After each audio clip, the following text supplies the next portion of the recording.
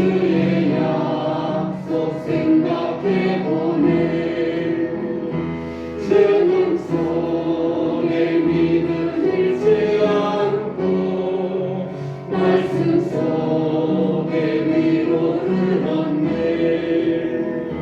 주님의 오심 바라보며 모든 어려움 이기도다. 흘러가는 순간순간마다 주님 약속 새겨봅니다. 아멘. 괴로울 때 주님의 얼굴 보라. 평화의 주님 바라보아라.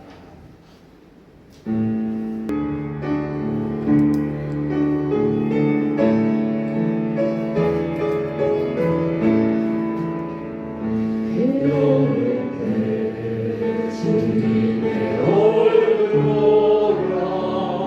평화의 주님 바라보아라. 세상에서 시달린 죄들아 위로의 주님 바라보아라. 눈을 들어 주를 보라. 내 모든 염려 주께 맡겨라. 슬플 때에 주님의 얼굴 보라. 사랑의 주님 안식 주리라. 힘이 없고 내 마음 요란할 때 능력의 주님 바라보아라. 주의 이름 부르는 모든 자는 힘주시고 늘 지켜주시니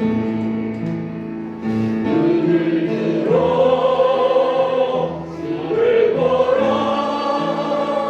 내 모든 염려 주께 맡겨라. 슬플 때에 주님의 얼굴 보라. 사랑의 주님 안식 주리라. 괴로울 때 주님 얼굴 보라. 평화의 주님 바라보아라. 세상에서 시달린 친구들아 위로의 주님 바라보아라. 눈을 들어 주를 보라. 내 모든 염려 주께 맡겨라. 슬플 때에 주님의 얼굴 보라. 사랑의 주님 안식 주리라. 힘이 없고 요란할 때 능력의 주님 바라보아라. 주의 이름 부르는 모든 자는 힘주시고 늘 지켜주시니 눈을 들어 주를 보라. 내 모든 염려 주께 맡겨라. 슬플 때에 주님의 얼굴 보라. 사랑의 주님 안식 주리라.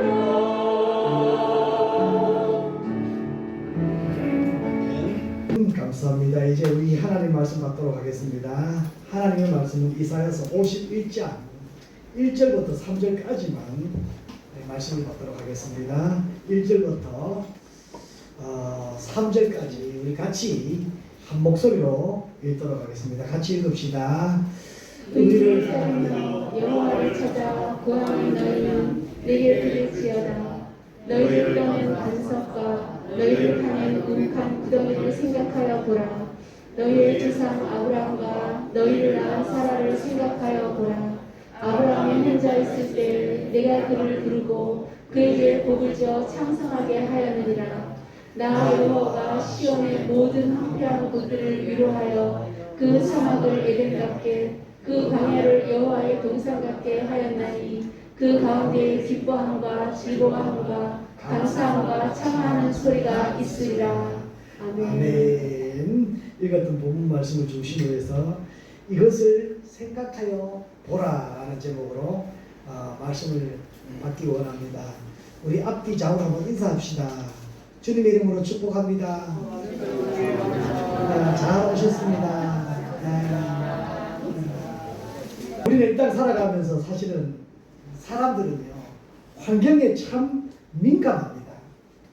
어떤 환경을 기대하고 또 내가 원하는 것, 내가 바라는 것, 그 길을 가게 되어지면 우리는 꽃길이라고 이야기합니다. 그래서 그 꽃길이 마냥 하나님의 인도라고 생각하고 달려갈 때도 참 많이 있습니다. 조금만 힘들면 하나님을 향한 원망의 소리가 하나님 도대체 어디 계십니까? 누가 그랬죠? 이스라엘 백성들 광야에서 출애굽할 때는 그들이 하나님의 기적 10가지 기적 은혜 충분히 누리고 한 사람도 남김없이 오히려 거기에 있는 종들을 데리고 나왔잖아요. 나오자마자 그들은 마치 하나님의 인도하심에 환영하며 기뻐하며 즐거워했어요.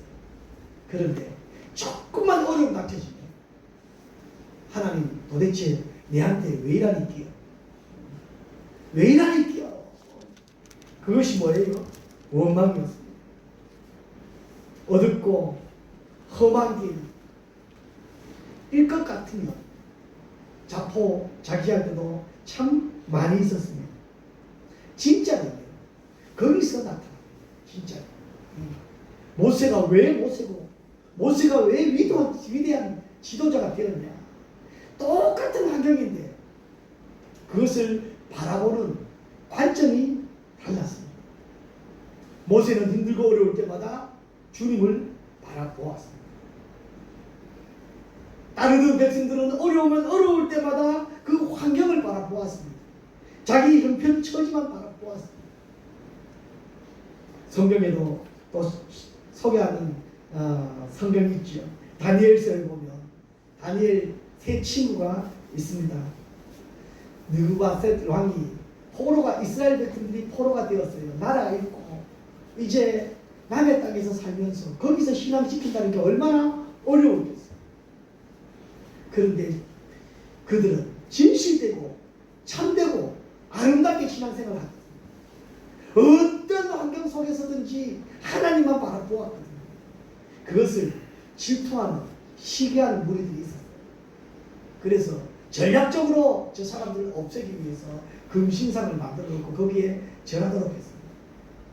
그런데 다니엘을 비롯한 세 친구들 사드락, 메삭, 아벳느고는요 절을 하지 않습니다. 우리는 살아계신 하나님 한 분입니다. 그러니까 느부갓네살 왕이 찾아와서 한 번만 척해라. 전하는 척이라도 해라. 그러면 내가 너를 살려줄게. 그럴 때에 이 세 친구들은 고백합니다. 나는 임금님에게 더 이상 할 말이 없습니다. 그러자 백성들이 선동을 해서 어떻게 해요? 평소보다 7배나 더 큰 화염, 저 풀무불에 던져 넣습니다. 활활 타는 저 불을 보면서 죽음이 엄습해오지 않겠어요? 죽음의 두려움이 엄습해오지 않겠어요? 어때 여러분 우리 같으면 어떻게 했어요? 저 불을 보여주면서 저기에 집어넣어 넣겠다. 협박입니다. 그럼에도 불구하고 그는 하나님이 나와 함께 계시고 하나님이 우리를 구해주실 것입니다. 더 귀한 고백이 어디 나와요? 그리 아니하실지라도 그들의 고백입니다. 진실의 고백입니다. 환경에 관계없습니다. 저 활활타는 평소보다 7배나 더 큰 화염이 그 붉은 불이 두려움에 몰아넣는다 하더라도 사드락과 메삭과 아벤느고는 주님만 고백합니다. 하나님만 고백합니다. 이것을 우리는 믿음이라고 이야기합니다. 이런 믿음 붙잡고 나아가는 것입니다. 믿음의 자세가 정말 그렇습니다. 우리 환경이요, 우리 형편이요, 우리의 처지요 똑같아요. 똑같아요. 그런데 내 마음의 자세에 따라서요 느끼는 게 틀립니다.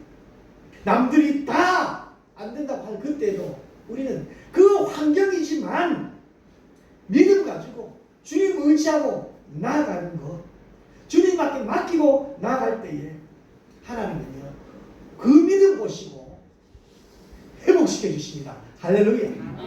그 믿음 보시고 질서가 회복되어집니다. 사람들은요 하나님의 질서와 관계없이 하나님의 뜻과 관계없이 상관없이 하나님을 믿는다고 하면서도 내 의지를 앞세울 때가 얼마나 많습니까? 내 질서를 앞세우며 살아갈 때가 얼마나 많습니까? 지금 오늘 여기 앉아 있지만 우리의 마음은 우리의 생각은 어디에 가 있습니까? 내 감정 가지고요. 이 사회는 점점 그렇게 나갑니다. 점점 그렇게 혼돈시켜 나갑니다. 우리가 말로는 은혜하고 또 말로는 은혜를 갈망한다고 하지만 진짜 어려운 환경에 처했을 때에 그때는 어떻게 하시겠습니까? 상실된 마음으로 우리는 다 했다. 해도 안 된다. 하나님 그때까지입니다. 그때까지. 하나님이 요구할 때는요. 환경이 문제가 아닙니다. 우선순위가 거기에 시작되어집니다. 사람은요. 우리가요. 하나님이 요구할 때요. 그때에 드려져야 됩니다. 그때 내놓아야 됩니다. 이것이 믿음입니다. 바울은요. 갈라디아서 6장 7절에 이렇게 말씀하고 있습니다. 갈라디아서 6장 7절 같이 한번 읽어보십시다. 스스로 속이지 말라. 하나님은 없으면 얻지 아니하나니 사람이 무엇으로 심든지 그대로 거두리라. 아멘. 이것은 우리의 마음 자세요. 우리의 행동의 모습들입니다. 삶의 모습들입니다. 사람이 무엇으로 심든지 그대로 거두리라. 분명히요. 하나님이 요구할 때 우리 심어놓은 게 있어야 되잖아요. 기도를 심어놓아야 되고 찬양을 심어놔야 되고요. 전도를 심어놔야 되고요. 열심을 심어놔야 되고요. 특별히 하나님 요구하실 때 우리의 사랑을 심어놓아야 됩니다. 하나님 우리의 원래 타고난 성품 아실까요? 모르실까요? 네? 하나님 우리가 가지고 있는 원래 성깔 알까요? 모르실까요? 네? 무엇을 심든지 그대로 거둔다. 우리 무엇을 심는 거예요? 우리 결단하지 않고 지대로 되어진다고 절대 안 됩니다. 각오를 해야 됩니다. 이웃을 사랑하고 싶은 마음 저대로 생긴다고요? 좋을 때는 생기는 것 같이 좋을 때는. 조금만 빈정상하는 일이 생겨보세요. 복이 싫습니다. 그것이 우리의 마음. 그런 마음 하나님 모르실까요? 다 알고 계십니다. 그럼에도 불구하고 하나님이 바뀌어진 우리의 모습들, 변화된 우리의 행동들을 요구하고 계시다는 것입니다. 심으라는 것입니다. 그것을 심으라는 것입니다. 여기서 말하는 변화는요, 사실은 선택입니다. 선택. 그 변화를 선택해야 됩니다. 가만히 있어서 그 변화가 오는 것 아닙니다. 내가 변화되고자 하는 그것을 선택해야 됩니다. 그리고 결단해야 됩니다. 의지를 가져야 됩니다. 그렇지 않으면 우리 길에는, 우리 믿음 생활 가운데서, 우리 삶의 현장에서는 늘 장애물이 있을 수 있습니다. 오늘 교회 오실 때는 여러분 어떤 기쁜 마음으로 오셨어요? 늘 우리에게는 걸림돌이 있을 수 있는데 기도하고 믿음으로 하나님께 나아가는 사람들은요, 그 걸림돌이 디딤돌이 되어줄 수 있다는 것입니다. 걸림돌이냐 디딤돌이냐, 이 선택은 누구에게 있는 거예요? 이 선택은 바로 저와 여러분에게 있습니다. 어려울 때 기회가 생깁니다. 지금 이스라엘 백성들이요, 심히 어렵습니다. 심히 힘듭니다. 그때 하나님이 찾아오셔서 이것을 생각해 보라고 말씀하고 있습니다. 이것을 생각해 보아라. 너희들 나를 믿지 않느냐? 그러면 이것을 생각해 보아라. 이것이 무엇일까? 1절 말씀입니다. 우리 1절 말씀 한번 읽어볼까요? 같이 한번 읽어보십시다. 의를 따르며 여호와를 찾아 구하는 너희는 내게 들을지어다. 너희를 떠낸 반석과 너희를 파낸 우묵한 구덩이를 생각하여 보라. 네, 2절에도 같이 한번 읽읍시다. 너희의 조상 아브라함과 너희를 낳은 사라를 생각하여 보라. 네, 여기서 생각해 보라. 이것을 생각하여 보라. 1절에 말하는 반석을 생각하고 우묵한 구덩이를 생각하여 보아라. 그리고 2절에는요, 아브라함, 믿음의 조상, 믿음의 아버지, 믿음의 어머니 사라, 아브라함과 사라를 생각하여 보라는 것입니다. 이 반석, 우리가 든든하게 섰을 것 같은 이 반석, 우리가 참 깊이 웅덩이에 빠질 것 같은 그런 웅덩이를 생각하면서 과연 우리는 무엇을 생각해야 될까? 주님이 말하는 이것을 생각해보라. 이것은 무엇일까? 우리 먼저 우리 과거에 있었던 우리의 믿음의 축복을 한번 생각해 보라는 것입니다. 2절에서는 이렇게 말합니다. 믿음의 조상인 아브라함과 사라를 먼저 생각하여 보라 라고 말씀하고 있습니다. 왜요? 아브라함과 사라가 처음부터 잘 믿는 믿음의 뿌리가 있고 신앙의 뿌리가 있는 가정에서 자란 사람입니까? 아니거든요. 여기서 아브라함과 사라의 그 환경, 전혀 이 사람은요, 아브라함은요, 믿음으로 의기되어질 자격 하나도 없습니다. 그런데 하나님의 전적인 은혜와 사랑으로 아브라함을 불렀어요. 저와 여러분들이 하나님의 은혜 받아 하나님의 자녀될 자격 뭐가 있습니까? 하나도 없어요. 그런데 하나님이 전적으로 그것이 축복이요, 그것이 은혜입니다. 지금 우리가 여기 와 있지 않으면 어디에 있을까요? 죄지을 공간 찾지 않았을까? 1절에 보니까요, 우리 다시 한번 1절을 읽어보십시다. 1절을 한번 다시 한번 읽어보십시다. 의를 따르며 여호와를 찾아 구하는 너희는 내게 들을지어다. 너희를 떠낸 반석과 너희를 파낸 우묵한 구덩이를 생각하여 보라. 아멘. 여기서 반석과 우묵한 구덩이는요, 2절에 소개하는 아브라함과 사라를 비유적으로 말하고 있는 것입니다. 우묵한 구덩이, 생명의 모태인 사라를 생각하여 보라.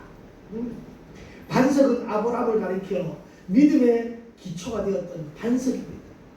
우리가 주님에게로 돌아오기만 하면요, 우리는 주님을 아버지라고 부를 수 있는 자격이 있는데, 하나님이 그 문을 누구를 통해서? 아브라함을 통해서 열어주셨다는 것입니다. 조금 전에도 말씀드렸다시피 아브라함은요 처음부터 믿음의 가정 아닙니다. 여호수아서 24장 2절 3절에 보니까요 이렇게 말씀하고 있습니다. 조금 길지만 우리 같이 한 번 더 읽고 또 눈으로 따라와 주시면 좋겠습니다. 여호수아가 모든 백성에게 이르되 이스라엘의 하나님 여호와께서 이같이 말씀하시기를 옛적에 너희의 조상들 곧 아브라함의 아버지 나홀의 아버지 데라가 강 저쪽에 거주하여 다른 신들을 숨겼습니다. 숨겼으며 여기까지만요. 예, 아브라함이 지금 강 저쪽에서 뭘 숨겨요? 다른 신을 숨겨요. 처음 믿음의 가정이 아니라는 것을 지금 말씀하고 있는 것입니다. 또 다시 한번 읽읍시다. 내가 너희의 조상 아브라함을 강 저쪽에서 이끌어내어 가나안 온 땅에 두루 행하게 하고 그의 씨를 번성하게 하려고 그에게 이삭을 주었으며. 아멘. 보셔요. 전적인 은혜 아브라함을 통해서요 하나님의 일하심, 하나님 나에게 일하심을 우리 고백할 수 있는 것입니다. 먼저 하나님이 저희들 불러주셨습니다. 할렐루야. 이것이 축복입니다. 이 은혜를 깨닫고 이 사랑을 알게 되어지면요 우리 마음에서 하나님을 신뢰하게 되어지는 하나님의 백성이 되어집니다. 뿐만 아닙니다. 이제는 또 이렇게 말씀하고 있습니다. 같이 읽읍시다. 너희의 조상 아브라함과 너희를 낳은 사라를 생각하여 보라. 아브라함이 혼자 있을 때 내가 그를 부르고 그에게 복을 주어 창성하게 하였느니라. 아멘. 혼자 있을 때에 아브라함이 가능성이 없고 분명 하나님은 아브라함에게요 하늘의 별과 같은 바다의 모래와 같은 많은 민족을 주겠다고 약속하셨음에도 불구하고 아브라함은 혼자입니다. 철저하게 혼자입니다. 사람의 힘으로는 불가능하다고 할 그때에 사람이 아무것도 할 수 없다라고 생각되어질 그때에 하나님은 아브라함에게 뭐요? 복을 주셔서 창성케 한다는 거예요. 전적인 하나님의 은혜라는 것이지요. 그렇습니다. 지금 우리가 고백할 수 있는 이 고백은 불러주신 하나님의 은혜를 생각하는 것입니다. 할렐루야. 히브리서 11장 12절입니다. 우리 같이 한번 더 읽어보십시다. 이러므로 죽은 자와 같은 한 사람으로 말미암아 하늘의 허다한 별과 또 해변의 무수한 모래와 같이 많은 후손이 생육하였느니라. 아멘. 약속이 결국은 그대로 이루어지는 거죠. 한 사람에게서 출발하지 홀로 있었을 때 하나님 그에게 복을 주시고 그 복의 역사가 이삭이잖아요. 이삭 한 사람을 통해서 말이에요. 허다한 별과 해변의 모래와 수많은 후손들을 약속해 주셨다. 이것이 전적인 하나님의 은혜입니다. 지금 선지자 이사야는요 이스라엘 백성들에게 지금 이사야서 51장 시작하면서요 이스라엘 백성들은요 포로로서 더 이상 희망도 없고 꿈도 없고 하나님은 계속 내가 너와 함께하겠다, 내가 너를 붙잡아 주셨다, 내가 너를 지켜주셨다, 내가 너를 지면하여 불렀다, 너는 내 것이다 말씀하심에도 불구하고 그 환경은 여전히 어려워요. 여전히 힘들어요. 환경을 보면요 하나님 어디 계십니까? 어디 계십니까? 하나님 도대체 왜 이러십니까? 원망할 그때에 하나님은 변함없이 내가 너를 사랑한다. 지금까지 너 걸어온 그 길 한번 생각해보. 내가 너를 떠난 적이 한 번도 없다. 그 백성들에게 하시는 말씀, 지금 저와 여러분에게 하시는 말씀입니다. 우리는요 같이 해봅시다. 어떤 어려움이 와도 하나님의 은혜를 잊지 말자. 아멘. 지금까지 받았던 은혜만 가지고도 충분합니다. 충분해요. 그런데 우리 하나님은 그것으로 끝나는 것이 아닙니다. 거기서 끝나는 것이 아니고 그 은혜를 생각하고 내가 너에게 준 그 은혜, 그 사랑 깨닫고 느끼고 바라보고 생각하며 살아가게 되어지면 미래에도 앞으로도 너에게 복 주겠다. 두 번째가 바로 이것입니다. 미래에 있을 회복의 축복을 어떻게 하라고요? 생각하여 보라. 우리 3절 말씀 다 같이 한번 읽어볼까요? 같이 한번 읽어보십시다. 나 여호와가 시온의 모든 황폐한 곳들을 위로하여 그 사막을 에덴 같게 그 광야를 여호와의 동산 같게 하였나니 그 가운데 기뻐함과 즐거움과 감사함과 창하는 소리가 있으리라. 아멘. 여기서 보세요. 나 여호와가 시온의 모든 지금 비교되고 있잖아요. 모든 황폐한 것을 위로하여 그 사막에서 뭐가 돼요? 에덴. 사막 여러분 한번 상상해 보셨어요? 사막. 조금만 바람이 불어도 먼지 투성이가 되어지는 그 사막, 그 광야를 여호와의 동산 같게 만들어주는 회복입니다. 회복. 그리고 어떻게 해요? 그 가운데서 기뻐함과 즐거움과 감사함과 창함이라 했습니다. 우리의 삶의 모습 가운데서요. 우리의 삶의 질을 이야기하고 있는 것입니다. 지금 어렵습니까? 내가 잘못해서 사람이 무엇으로 힘든지 그대로 거둔다고 했습니다. 내가 잘못해서 당하는 어려움, 여러분 감당하셔요. 네? 믿음으로 감당하셔요. 네? 그리고요, 그것을 원망 대신에요, 내가 잘못했으니까 회개하고요, 감당하면서 믿음으로 한 걸음 한 걸음 나아가십시오.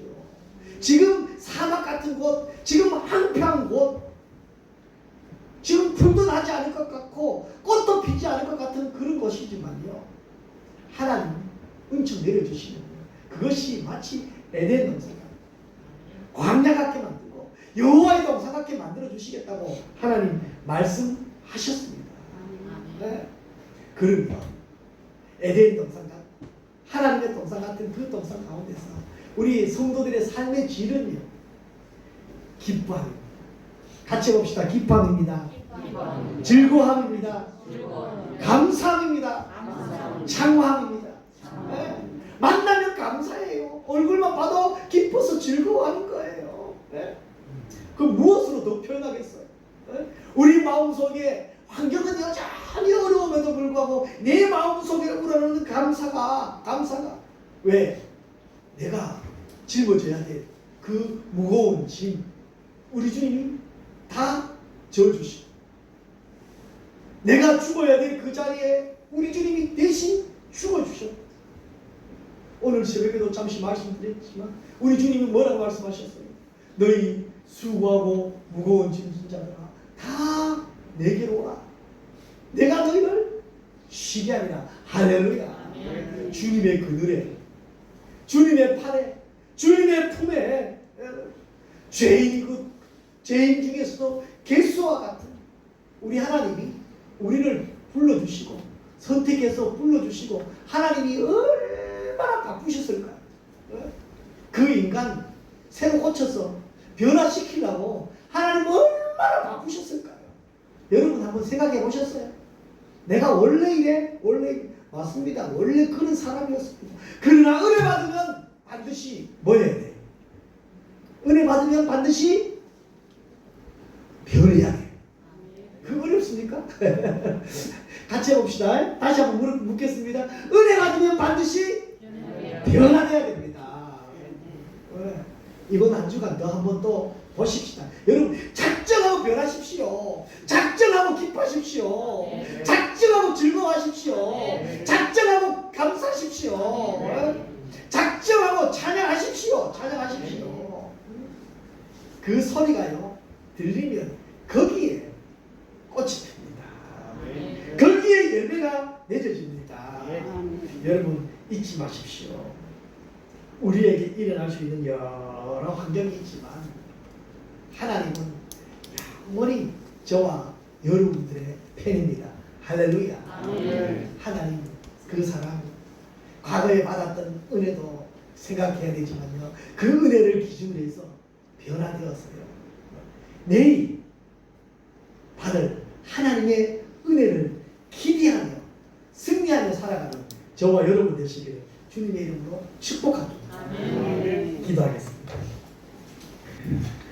이제는 우리 주 예수 그리스도의 은혜와 하나님 아버지의 크고 놀라우신 사랑과 성령님의 감동, 감화, 위로 충만한 역사가 오늘 말씀을 받고 주님의 은혜를 생각하며 과거에 받았던 은혜 또 앞으로 받을 은혜를 충분히 생각하며 그 은혜로 감격해하며 살아가기를 다짐하는 사랑하는 성도들 머리 위에와 가정 위에와 저들의 사업장과 직장과 사랑하는 자녀들 위에 이제로부터 영원토록 함께 있을지어다.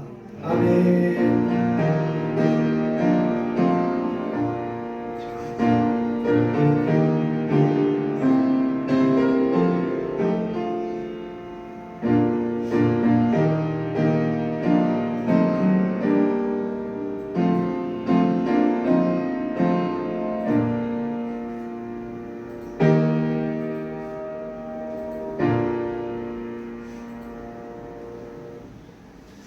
아멘. 감사합니다. 예배를 마쳤습니다. 우리 박수로 하나님께 영광 돌리도록 하겠습니다. 감사합니다.